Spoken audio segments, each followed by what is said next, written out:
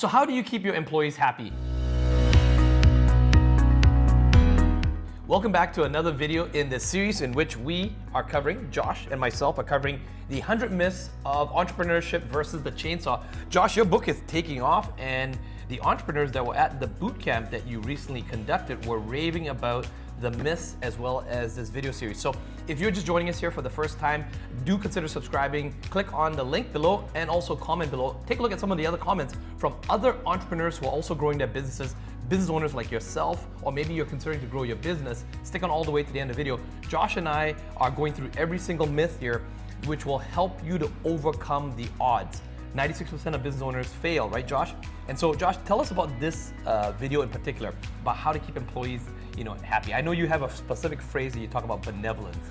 Yeah, people think that running a business is a democracy, right? When in reality, it's a benevolent dictatorship. Right. So what does that mean? Explain that. Well, the number one myth is that employees will always be happy with you. Right. Sometimes we think that employees are not happy with us, that we're doing something wrong. Right. That's the first myth we need to get over. I mean, if you only did things that employees were happy with, you would not meet the single objective of businesses. Normally, to win at business, you have to do things that are different than your competitors. Right. Normally that means doing things that are uncomfortable. Okay. And so if you are not willing to do things that are uncomfortable, you'll generally lose to your competitors who are. And when you say you, it means you and your entire team. Correct. So pushing your team to do the uncomfortable things that you have that competitive advantage over your competitors. You got it. So we have to understand that, right? And let's just look at a really basic example, right? Let's look at McDonald's. When you go to McDonald's and they're going to ask you, do you want fries with that? Right. Would you like to upsize the meal? Would you like to try our new special, right? Yes. If you surveyed the employees, do you like doing that? Do you think we should do that? Yes. Well, they're gonna say no, because 8 out of 10 times that customer says no, they don't want it. But 2 out of 10 times we upgrade the sale on that, on that transaction, and that's what makes it worthwhile, right? And so if we're assuming that our employees will always be happy with us, right there, we're actually going to have less happy employees. Right. This is a bit of a shift where people have to understand, right?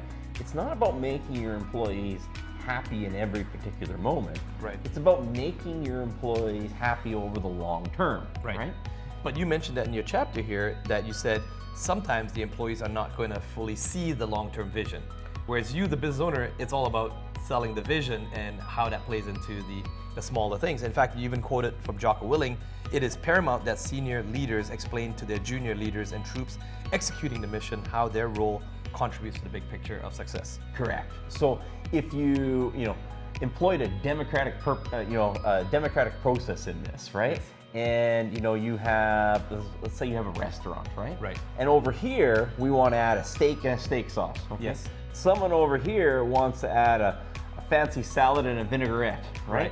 And if we do a democratic process and determine, this might sound like an absurd example, a little bit, it is a little bit overly simplistic, but let's say, the steak comes out as number 1, and the vinaigrette sauce comes out as number 2. Right. Well, ultimately, none of those, we no longer have a cohesive, vision at that point, right?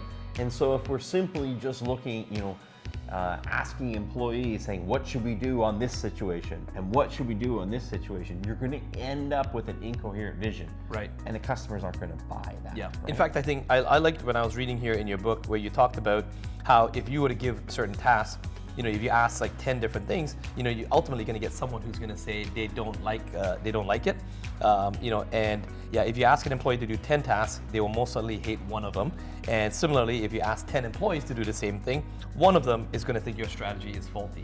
Correct. What do you do in that situation? What happens to servant leadership and employee retention and so forth? What happens there? You have to understand that employees, they don't expect to be happy in every single moment, right? Right. If you try to cater to every whim from every person, you're going to end up with an incoherent strategy. Okay. Right? And that's going to put you at a competitive disadvantage from your competitors. Yeah. Okay.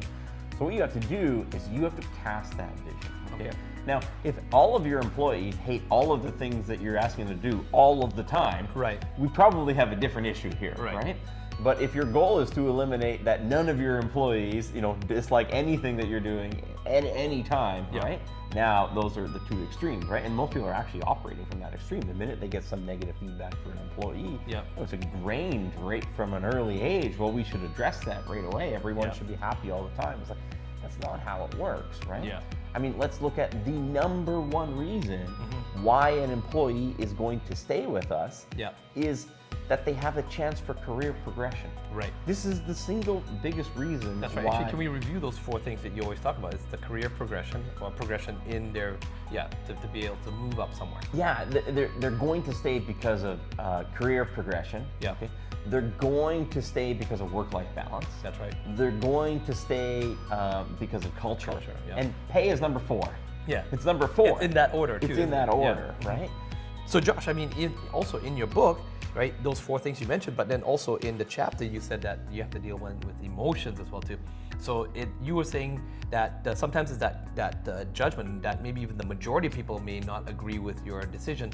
What is that, resistance? Correct. Can you explain a bit more about that? You have to exercise your professional judgment as an entrepreneur. Okay, there's going to be where everyone is perfect all the time. Once you have that as a baseline understanding that there is no perfect solution, okay, that there is going to be conflict. Okay, what you have to do is you have to understand: do I have a lot of conflict for something that doesn't move the ball down the field quickly? Right. Okay. So it is something needing an incredible amount of resistance, but it has very little impact on executing our long-term vision. Right. Okay. That we need to be very careful about. Yes. Right. Even if we have, an annoying amount of resistance on something that doesn't help us, get to our long-term vision quickly. Yes. Okay. But then on the flip side of it, that we might have a decision where everybody on your team hates it. Yep. But for sure this is what gets us there. Right. So then what do you do in that situation? You have to be the benevolent dictator and say, we are going to do this. Right. Okay. I can think about when the first time I did group interviews. Yes. The employees thought I was stark raving mad. Right. Right? Some of them are like, this isn't going to work. And some of them are like, oh boy, now we have this mechanism. Is he trying to replace my job? Right? But over time, the A players realize that this is a great thing because we no longer have to deal with the people who are not pulling their weight. We have a mechanism to replace them that's time efficient, that doesn't distract from anything else. So if I'm an A player, I loved it, right? Yes. The B's and C's never liked it, right? I mean, because it was essentially the mechanism that got them off the bus, right? So we have to understand that this is, it's part of the process, right? Yep. And it's embedded, it's very, very unnatural because it's just embedded into us from a very early age when there's a conflict that we should find some sort of solution that everyone is happy with, right? Yeah. And that's just not going to be the case. Our number one goal is to create a company that the people inside that company have the ability to progress. Right. So do you also weave that into your SOPs, your standard operating procedures, your hiring, where you manage the expectations? You tell them up front, look, I know you go over the core values, the mission, the vision, the problem we're solving, and do you also then let them know, hey, look, if you actually, in the best case scenario, you may actually enjoy 90% of the things here, but there'll always be that 10%. And when, I'm gonna let you know in advance, when you get to that 10%, by de facto, I'm gonna be the benevolent dictator, and we'll say we're gonna do this. And let me explain to you why. What's your process of pre-framing that? What's the action items that, because we do this in every video. If you go back and check any of our other videos, especially go click on the I button, we also have another video on this topic of hiring best employees. So check that button out there, and it's also in the description. But we normally give you, on every single video, we'll give you an action item as an entrepreneur, as a business owner, what to do. So in this case here, Josh, what is the step that they need to do to kind of mitigate this, as well as also when it happens, how to deal with it? I mean, we have it in our core values that what we're doing is not easy, right? We're trying to do something exceptionally hard. We're trying to help 96% of businesses fail, and we're trying to implement strategies that are going to thwart that, right? Right. Yeah, you're trying to help them not fail the the 96, which is already tough enough. I mean, I'm really clear with employees that come on in our firm saying that, if you want an easier firm, there are plenty of easier firms who like to play golf on Fridays. Right. I don't like to play golf. I like helping entrepreneurs grow their business. Yeah. Okay? So we have to do that, and then we also have to set their expectations, especially junior staff. Yeah. Junior staff don't have as good of a understanding of the why we do things yet, right? Yeah. Their primary goal, and we tell them, is like, your primary goal is figure out what you're supposed to do first, then figure out how to do it, right? Then you'll start to understand why you do it, but you kind of got to just take a leap of faith, right? In our business, the cycle of the whole thing is that we operate on annual filings for clients, right? Yeah. So until someone sees the whole process, their ability to improve the process is very, very remote. Yeah, you got to get through that whole process first. Yeah. They have to actually see it, right? Yeah. And so you might need to evaluate in your business, when employees actually have a good understanding of, what is a good idea for the long-term vision, right? And what's just a short-term comfort, right? Because new employees are only going to be able to identify, what feels comfortable in the short term, not what we have to do. What are the uncomfortable things we have to do, so in the long term we all win. Right. Is there a way to extend that, make to find the A players in the company that, or even the junior ones, to kind of stretch it a bit so that they're more motivated for the long term? Or are we always fundamentally, you're always going to get juniors that just see the short term only? A lot of it's just communicating your problem, vision, and mission. Yeah, right? okay. If you can just communicate that, they start to understand, my goal isn't to be comfortable today. Yeah. My goal isn't necessarily to do what's easy today. My goal is to get to here. Yeah, solve those problems, right? Follow the mission, the vision. And they will give you a longer leash, more trust, because they understand it's like, I'm not just trying to do this today. Yeah. We're trying to get an organization here. Yeah. So they're actually less concerned with the minutia, right? Because they have to trust that there is a long-term vision and there's other people on the team who have more experience delivering that, right? Got it.